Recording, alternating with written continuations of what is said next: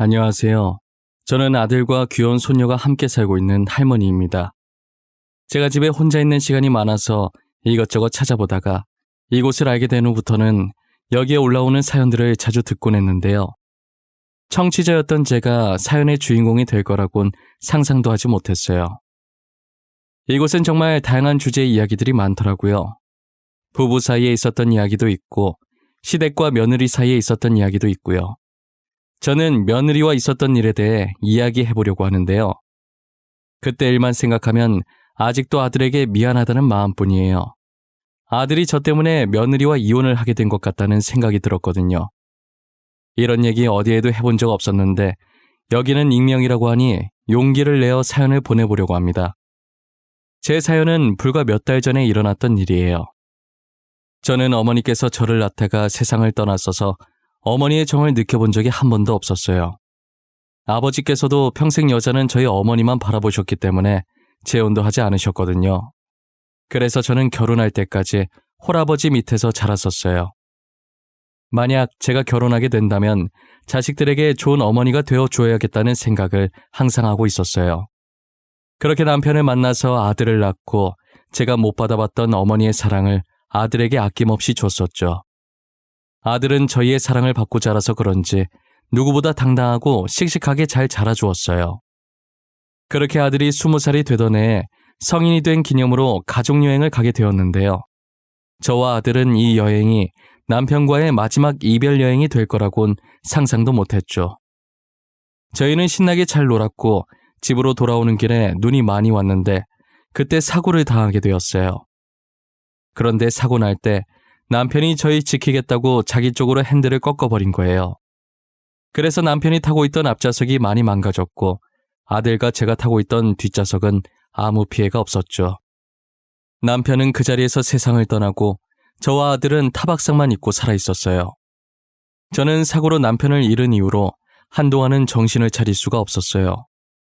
정신을 차리려는 의지가 없었다는 게 더 맞는 말이겠네요. 앞으로 남편 없이 살 생각을 하니 정말 눈앞이 캄캄해지더라고요. 저는 늘 남편과 평생 함께 살 생각만 했지 남편이 제 곁을 떠날 거라는 상상을 해본 적이 없었거든요. 남편 장례식도 어떻게 했는지 지금 기억을 더듬어 보려고 해도 생각이 잘 나지 않아요. 제가 그때 정신을 놓고 있었어서 통으로 기억이 날아간 것 같아요.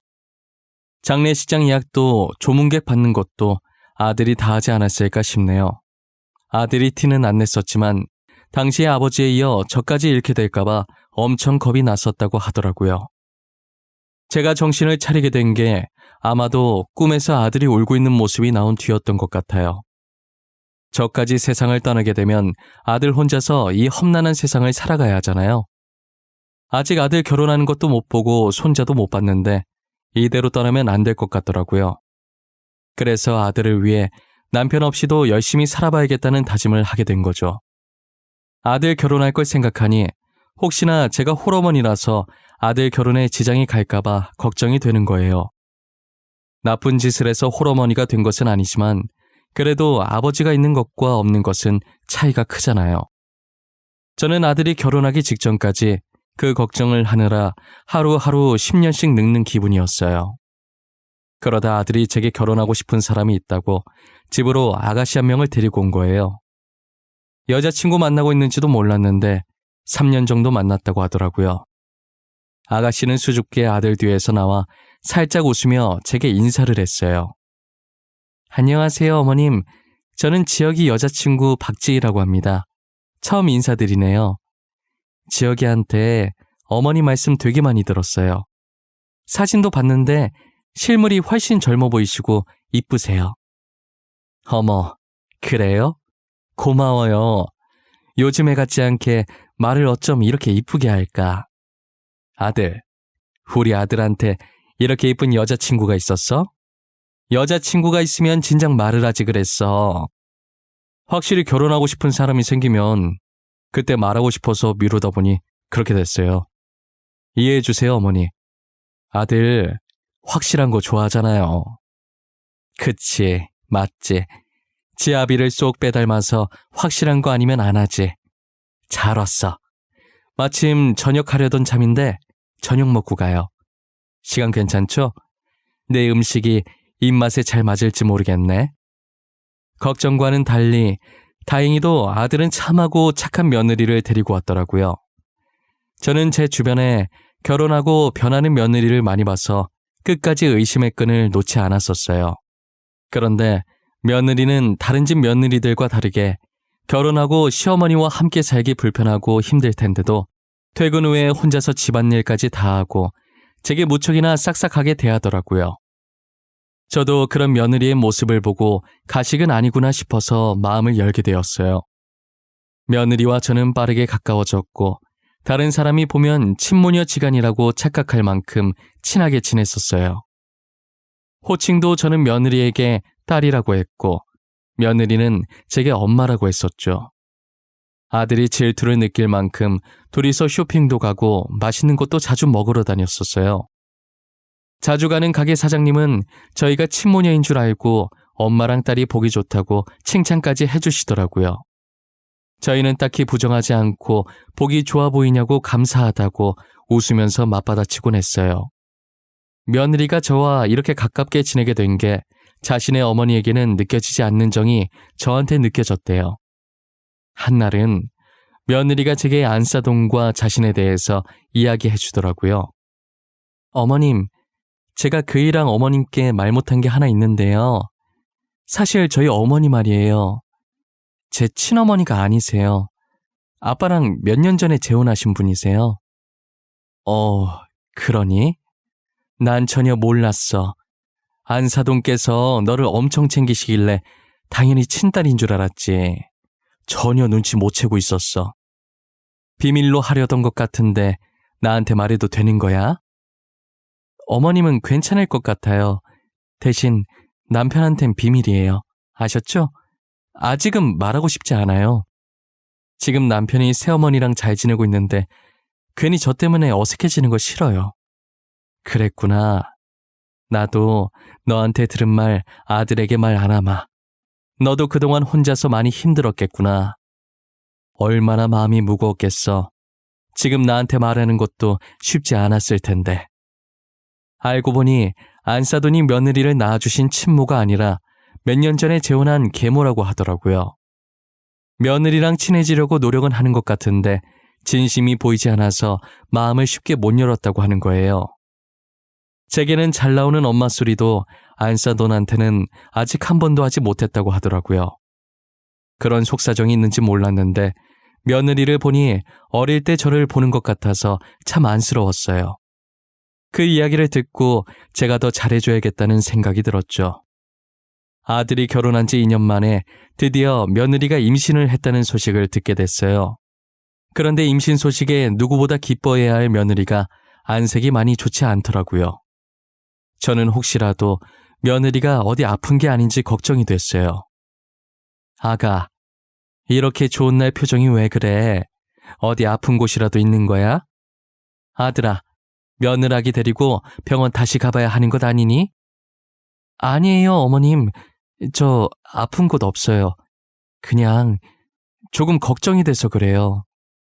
뱃속의 아가가 아들이 아니면 어쩌나 싶은 생각이 들어서 미리부터 걱정이 되네요. 난 또 뭐라고. 아들이든 딸이든 뭐가 중요해. 성별이 어떻든 똑같이 내 핏줄인걸. 나는 그런 거 안 따지는데 설마 너가 아들, 딸 따지고 그러니? 아휴, 그런 거 아니에요. 혹시나 어머님께서 아들 원하고 계실까봐 그런 거였어요. 사실 저는 딸을 더 낳고 싶었거든요. 아무래도 같은 여자니까 나중에 말이 잘 통할 것 같아서요. 그래, 나도 손자보다 손녀가 좋더라. 옆집도 손녀 낳았는데 얼마나 애교가 많던지. 요즘은 손녀가 대세라더라고. 옆집 손녀 보니까 그 이유를 딱 알겠어. 며느리는 손자가 아니면 어떠냐고 걱정했지만 저는 손자든 손녀든 아무 상관이 없었어요. 지금이 조선시대도 아니고 요즘 누가 아들, 딸 가리나요? 그저 아이가 무사히 태어나주고 며느리가 몸 조심히 아이를 낳기만을 바라고 있었죠. 아무래도 저희 어머니가 저를 낳다가 돌아가셨다 보니 저는 온통 며느리 걱정뿐이었어요. 일정 기간이 지나면 아이 성별을 알 수 있어서 저희는 미리 손녀가 태어날 거라는 걸 알게 되었어요. 뱃속에서부터 효녀인 건지 입덧도 없었고 새벽에 움직이거나 발로 차지도 않았다더라고요. 어느 정도였냐면 너무 조용해서 아이가 혹시 죽은 게 아닐까 잠깐 의심을 했을 정도로 얌전했대요. 뱃속에서도 얌전했던 손녀는 태어나서도 밤낮 잘 지키면서 잤고 잘 울기는 했지만 그만큼 금방 그치고 그마저도 밥 때나 기저귀 갈 때 잠깐이지 그거 아니면 잘 울지도 않았었어요. 손녀가 얌전한 덕분에 저는 혼자서 애를 보고 아들네는 데이트를 자주 보냈었어요. 그러다 보니 자연스럽게 저는 손녀와 있는 시간이 많아졌고 손녀도 크면 클수록 며느리보단 저를 더 많이 찾았죠. 아무래도 손녀가 며느리보다 저와 붙어있던 시간이 훨씬 많다 보니 며느리가 자신을 낳아준 엄마긴 하지만 저만큼은 편하지 않은 모양이더라고요. 손녀는 엄마 아빠 먼저 말하는 다른 아이들과 다르게 할머니를 제일 먼저 말했었어요. 며느리는 엄마라고 먼저 말하길 기대했는데 할머니라고 먼저 말하니 서운한 기색이 역력하더라고요. 괜히 제가 미안해지고 눈치가 보이는 순간이었어요. 그래도 며느리는 금세 표정을 풀고 손녀가 천재라서 할머니를 먼저 말한 거라고 좋아하는 거예요. 좋은 게 좋은 거라고 저는 며느리 기분 좋게 해주고 싶어서 맞는 말이라고 열심히 맞장구를 쳐주었죠. 그렇게 시간이 흘러 손녀가 초등학교에 입학하는 날이 다가온 거예요. 처음 학교 가는 날인데 하필 아들과 며느리가 둘 다 바빠서 저 혼자 입학식에 참석하게 되었어요. 손녀 손을 잡고 둘이서 도란도란 학교를 가고 있었는데 학교에 다 와가서 사고가 난 거예요. 다행히 제가 사고가 나던 순간 손녀를 안고 있어서 손녀는 다친 곳이 없었어요. 다만 제가 충격을 다 흡수하면서 다리를 좀 심하게 다치는 바람에 일어날 수가 없었죠. 병원에서는 생각보다 심하게 다쳐서 앞으로는 두 발로 걷지 못할 거라고 하더라고요. 결국 저는 남은 인생을 휠체어에 앉아서 지내야 하는 신세가 되었죠. 입원을 하면서 재활치료를 해보긴 했지만 제가 나이가 있어서 그런지 몸이 마음처럼 움직여지지가 않아서 결코 쉽지 않더라고요. 어차피 살 만큼 살았기 때문에 두 발로 다니는 건 포기를 하려고 했어요. 그런데 손녀가 학교 마치고 병실로 찾아와서 제 손을 꼭 잡고 말을 하더라고요. 할머니, 나 구해주다가 이렇게 아픈 거지. 내가 안 아프게 호해줄게. 나는 할머니 없으면 못 살아. 그러니까 앞으로는 아프지 마. 나랑 평생 살아야 돼. 알았지? 그래. 내가 이렇게 이쁜 손녀딸 두고 어떻게 아파? 아파도 참고 우리 손녀랑 오래오래 살아야지. 할머니 금방 나을 거니까 걱정하지 말고 엄마 아빠 말 잘 듣고 학교도 잘 다녀야 한다. 응, 나 학교 잘 다녀. 친구도 대빵 많이 사귀었어. 걱정하지 마. 다리 다 나으면 우리 같이 놀러 다니자. 할머니랑 놀러 다니는 게 세상에서 제일 좋아. 그럴까? 우리 강아지 때문에 빨리 나아야겠네. 할머니 열심히 치료받고 얼른 나을게. 할머니 다리 괜찮아지면 손잡고 소풍 갈까? 가고 싶은 곳 있으면 생각해놔. 저는 손녀의 한마디 말에 다시 힘을 내보기로 했어요. 그런데 며느리가 점점 저를 대하는 태도가 변하기 시작하는 거예요. 처음엔 병간호를 잘해주는 것 같다가도 얼마 지나지 않아 저를 돌봐줄 간병인을 고용했더라고요.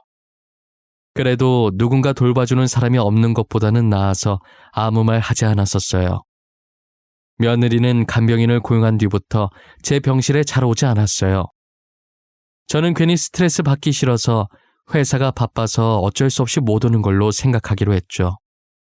제가 퇴원을 한 뒤에 저를 돌봐줄 사람이 없어서 며느리가 단기간 휴직계를 냈더라고요. 어디서부터 잘못된 건지는 몰라도 며느리는 저를 없는 사람 취급하기 시작했어요. 가족들이 없을 땐 밥도 안 차려줘서 저는 점심을 늘 굶었다고 생각하면 돼요. 배고파도 제가 일어나서 요리를 할 수 없는 노릇이니 참고 있을 수밖에 없었죠. 며느리가 밥 안 차려주는 건 약과였어요. 밥이야 점심 잠깐 참고 아들 퇴근하면 같이 저녁을 먹을 수 있는 거니까 괜찮았는데 저를 전염병 환자 취급하면서 손녀가 제 옆으로 오려고 하면 못 가게 막더라고요. 밥 안 주는 것보다 손녀 가까이 못 가게 하는 게 더 서러웠어요. 손녀는 영문도 모른 채 저한테 오겠다고 떼쓰고 며느리는 맞고 있고 난리였죠. 저희 아들은 아무것도 모르고 제가 가뜩이나 다리 다쳐서 속상한데 손녀 때문에 더 힘들까봐 제 눈치를 보면서 손녀를 안고 방 안으로 들어가더라고요. 그런 생활이 계속되다 보니 정말 한동안은 서러움의 연속이었던 것 같아요. 저는 손녀를 구하다가 다친 것뿐인데 뭘 그렇게 잘못한 건지 모르겠고 자기 자식 지켜줘서 감사하다는 소리는 못할 망정 저러고 있으니 너무 서운했죠. 며느리한테 감사하다는 말 들으려고 손녀를 구한 것은 아니었지만 사람 대우를 안 하니 너무 화가 났어요. 처음부터 그런 사람이었다면 원래 그런 사람이니까 싶어서 아무 생각이 안 들 텐데 남이 봐도 친모녀 같은 사이로 지내다 한순간에 저렇게 돌변하니 저만 미칠 지경이더라고요. 그렇다고 이 사실을 아들에게 말해봤자 괜히 부부싸움만 날 것 같아서 말을 하지도 못했죠. 혼자 끙끙 앓으면서 매일 방에만 틀어박혀서 눈물을 흘릴 때가 많았어요. 이 나이 먹고 이렇게 살아야 하나 제 자신이 너무 한심하기도 했어요.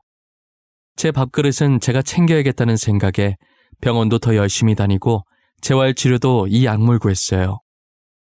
인간의 강한 의지는 어떤 걸로도 막을 수 없다는 말이 맞나 봐요. 저는 재활치료를 해도 가망이 없어 보여서 앞으로 제 자신이 평생 못 걸을 줄 알았거든요. 그런데 아직 쩔뚝거리긴 하지만 휠체어를 안 타도 될 정도로 걸을 수 있게 되더라고요. 조금만 더 하면 괜찮아질 것 같은 희망이 보였었죠. 손녀와 함께 놀러 다닐 생각에 벌써부터 들떠 있었죠. 절뚝거리며 걸을 수는 있어도 오래 서 있지는 못해서 요리할 정도는 아니었어요. 그래서 한날은 저녁이 너무 길게 느껴지고 그날따라 배도 엄청 고픈 거예요.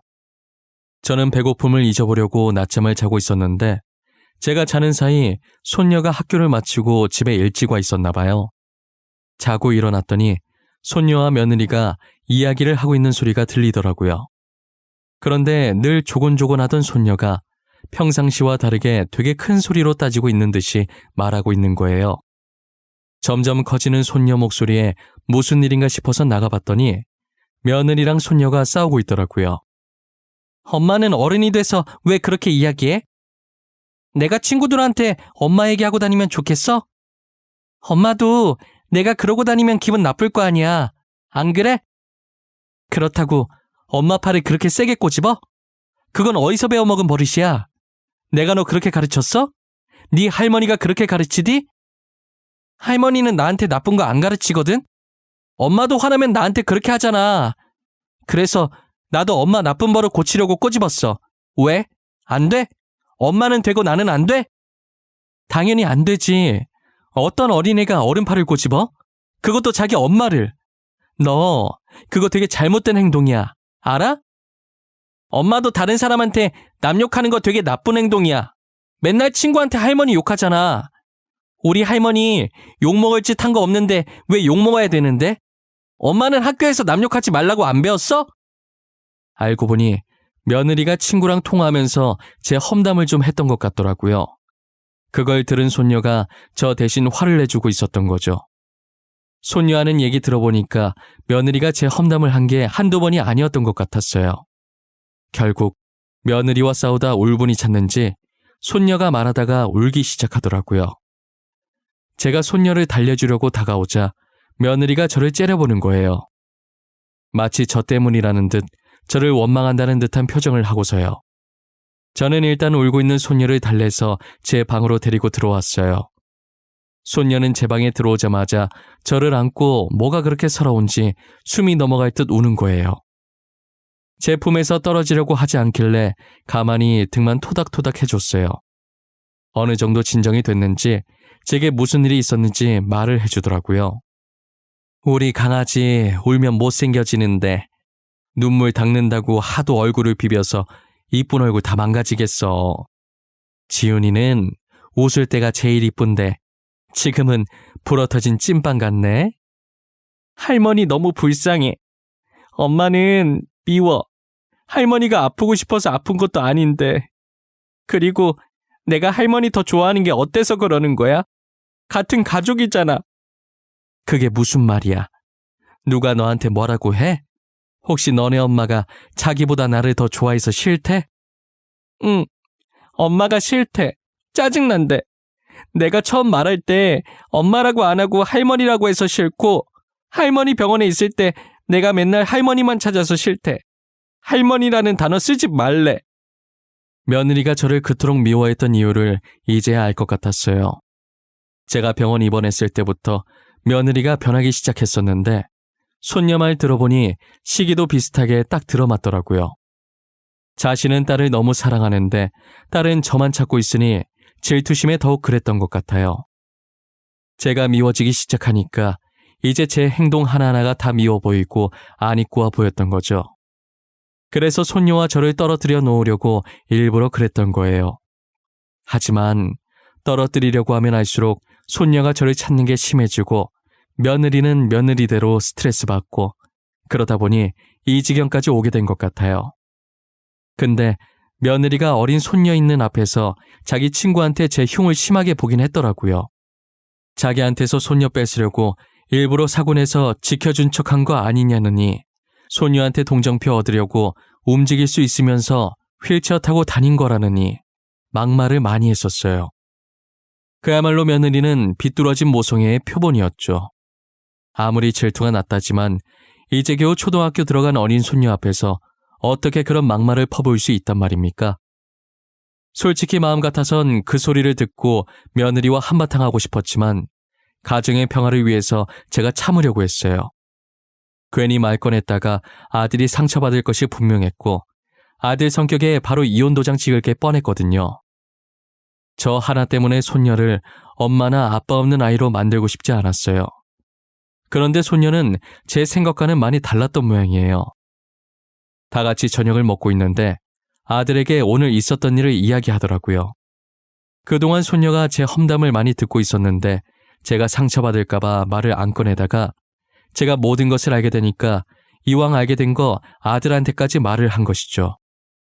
아들은 밥을 먹다가 손녀의 말에 표정이 굳어져서 국을 뜨던 숟가락을 탁 하고 식탁에 놓더라고요.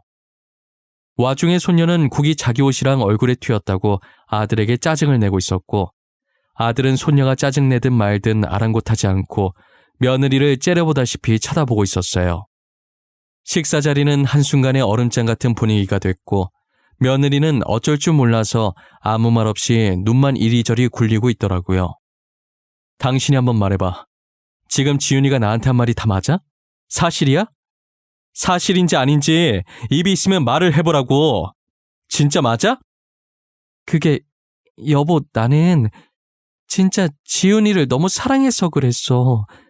지윤이가 나만 봤으면 좋겠는데 계속 어머님만 찾잖아. 그래서 나도 모르게 그랬어. 당신 지금 그걸 변명이라고 하고 있는 거야? 지훈이가 어머니만 찾아서 그랬다고?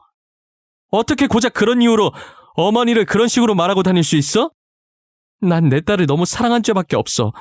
엄마가 딸을 사랑하는 건 당연한 거잖아. 당신은 모성애 같은 거 죽었다 깨어나도 모를 거야. 모성애라 포장하려고 하지 마. 그거 모성애 아니야. 그게 어떻게 모성애야. 잘못된 집착이지. 당신이 하는 거 집착이라고. 아니나 다를까 아들 부부는 저와 손녀가 보는 앞에서 부부싸움을 하게 되었고 아들은 무섭게 며느리를 쏘아붙이기 시작하더라고요. 며느리는 곧 죽어도 제게 미안하다는 말을 하지 않았고 자신이 한 행동을 모성애라고 치부하더라고요. 결국 아들의 입에선 이혼이라는 단어까지 나오게 됐죠. 그만하자. 나는 어머니랑 따로 살 마음도 없고 너도 어머니한테 미안한 마음이 전혀 없는 것 같아 보이니까 더 이상 이렇게 같이 살 수는 없을 것 같네. 이혼해 우리.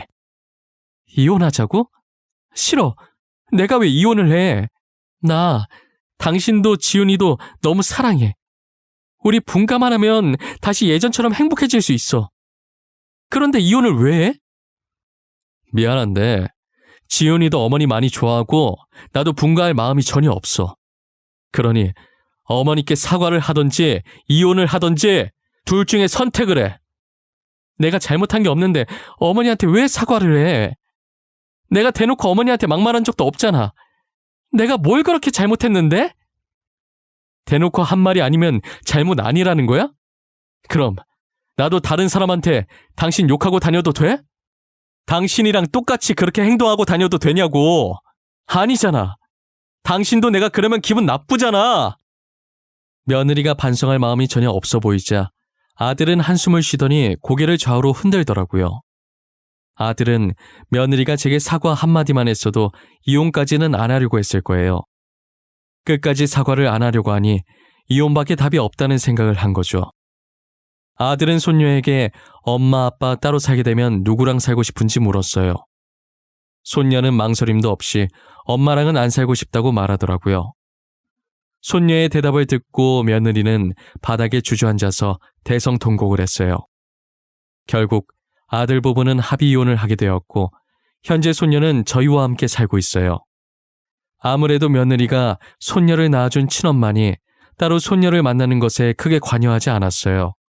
오히려 손녀가 며느리를 만나는 게 불편한지 계속 피하려고 하더라고요.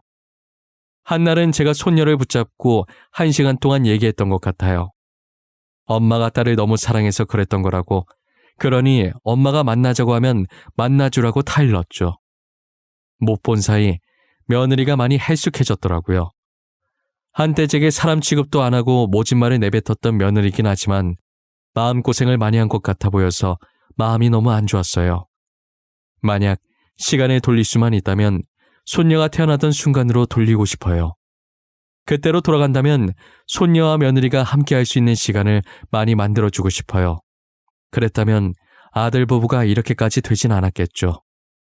손녀가 며느리에게 따질 때부터 알아보셨겠지만 여전히 똑부러지고 씩씩하게 잘 자라주고 있어요. 그때나 지금이나 변하지 않고 든든히 제 옆을 지켜주고 언제나 제 편이었죠. 아들과 제가 싸울 일은 잘 없지만 가끔 사소한 마찰을 빚게 되면 무조건 아빠가 잘못한 거라고 그냥 미안하다고 하라고 애늙은이처럼 말하곤 해요. 그러면 아들이 또 제게 미안하다고 하고 싸움은 더 이상 크게 번지지 않고 웃어 넘기게 되죠. 요즘 학교에서는 말 잘하는 법 이런 걸 가르치는 건지 손녀가 말을 너무 잘해요. 맞는 말만 하니까 어쩔 땐 손녀 말을 듣고 숙연해질 때도 있다니까요. 손녀가 최근에 빠진 취미생활이 있어요. 그게 뭐냐면 학교에서 배워온 단어나 문제가 있으면 꼭 저한테 가르쳐줘요. 저는 아는 단어라도 모르는 척하면서 손녀 천재라고 치켜 세워주곤 하죠. 그럼 손녀는 어깨 으쓱하며 거만한 표정을 짓는데 그게 얼마나 귀여운지 몰라요. 아들이 최고라는 말도 이제는 다 옛말이에요. 요즘은 너도 나도 딸 낳고 싶다고 난리더라고요. 아무래도 아들은 조금 무뚝뚝하고 애교가 없잖아요. 분명 딸 같은 아들도 있겠지만 대개는 저희 아들처럼 그럴 거예요. 그리고 제가 아들도 키워보고 손녀도 키워보니 확실히 딸이 애교가 많고 말도 잘 통하는 것 같아요. 가끔 손녀가 없었다면 지금쯤 저는 어땠을까라는 생각을 하곤 해요. 아무리 생각을 해봐도 손녀 없는 저의 모습은 상상이 가질 않았어요. 예전엔 아들만 보고 살았다면 최근엔 손녀를 위해 사는 것 같아요. 저는 지금 제 생활에 충분히 만족하며 살고 있어요. 돈보다도 소중한 아들과 손녀와 함께 말이에요. 그리고 최근 병원에서 좋은 소식이 들려왔어요. 재활치료를 조금만 더 하면 쩔뚝거리는 제 다리도 이제 예전처럼 돌아올 수 있을 것 같다더라고요. 사고 전 상태로 완전히 돌아갈 수는 없지만 일상생활은 가능한 정도라고 하셨어요. 그거라도 어디냐고 의사 손 꼭 잡고 감사하다고 펑펑 울었네요. 저는 앞으로도 치료 열심히 해서 남은 인생 아들과 손녀만 바라보면서 살아보려고요. 여러분들도 꼭 오래오래 건강하게 사셨으면 좋겠습니다. 살면서 건강만큼 중요한 건 없는 것 같아요. 지금까지 제 긴 이야기 들어주셔서 진심으로 감사합니다.